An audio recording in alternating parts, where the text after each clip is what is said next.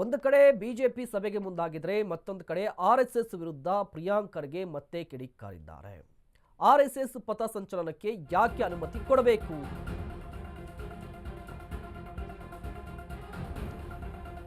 RSS ನೋಂದಣಿಯೇ ಆಗಿಲ್ಲ.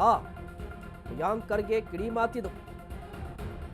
ಕೆಲವರು ಒಪ್ಪಿದ್ರೆ ದೇಶವೇ ಒಪ್ಪಿದೆ ಅನ್ನೋದು ಭ್ರಮೆ ಬೇಡ. ಹೇಳಿದ ತಕ್ಷಣವೇ ಭದ್ರತೆ ಕೊಡೋಕೆ ಆಗೋದಿಲ್ಲ. ಪ್ರಿಯಾಂಕ್ ಖರ್ಗೆ ಮತ್ತೆ ಆರ್ಎಸ್ಎಸ್ ವಿರುದ್ಧ ಕಿಡಿಕಾರಿದ್ದಾರೆ. ದೇಶಕ್ಕೆ ಕೆಲಸ ಮಾಡುವಂತಹ ಎಲ್ಲಾ ಸಂಸ್ಥೆಗಳು ರಿಜಿಸ್ಟರ್ ಆಗಿವೆ, ಆದರೆ ಆರ್ಎಸ್ಎಸ್ ಮಾತ್ರ ಆಗಿಲ್ಲ. ಯಾಕೆ ಅನ್ನೋದು ಪ್ರಿಯಾಂಕ್ ಖರ್ಗೆ ಪ್ರಶ್ನೆ.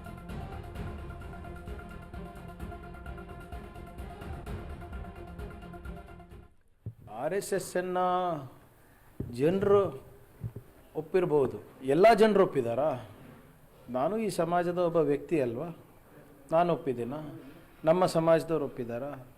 ಸಾಕಷ್ಟು ಬೇರೆ ಸಮಾಜದವರು ಯಾರಿಗೆ ಅವರ ದೃಷ್ಟಿಕೋನದಲ್ಲಿ ಜಾಗ ಇಲ್ಲ, ಸ್ಥಾನಮಾನ ಇಲ್ಲ, ಗೌರವ ಇಲ್ಲ, ಸ್ವಾಭಿಮಾನದ ಬದುಕಿಲ್ಲ, ಅವರು ಒಪ್ಪಿದಾರಾ?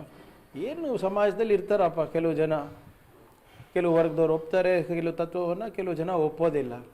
ಆದರೆ ಕೆಲವು ಜನ ಒಪ್ಪ ತಕ್ಷಣವೇ ಇಡೀ ಸಮಾಜ, ಇಡೀ ಸಮುದಾಯ, ಇಡೀ ದೇಶ ಒಪ್ಪಿದೆ ಅಂತ ಭ್ರಮೆ ಯಾರಲ್ಲೂ ಇರಬಾರ್ದು, ನನ್ನಲ್ಲಿರಬಾರ್ದು, ಅವರಲ್ಲೂ ಇರಬಾರ್ದು.